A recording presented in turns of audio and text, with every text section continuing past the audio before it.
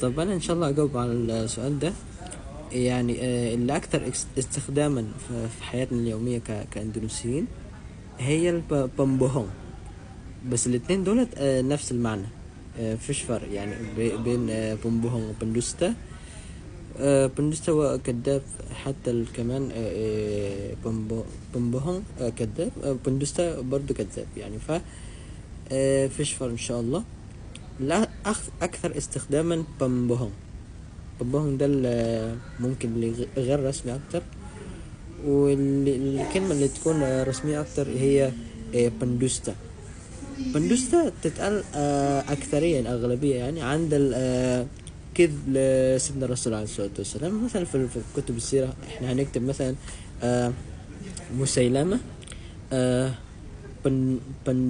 بندوستا الرسول صلى الله عليه وسلم، ولا dia mendustakan Rasul. لو كان مثلا هي جت كفعل يعني مسيلمة mendustakan الرسول صلى الله عليه وسلم. فده اللي عندنا. اما بوهون بقى هي اللي بنستخدمها في حياتنا اليومية. مثلا kamu bohong ya, kamu bohong ya. انت بتكذب ها kamu bohong ya.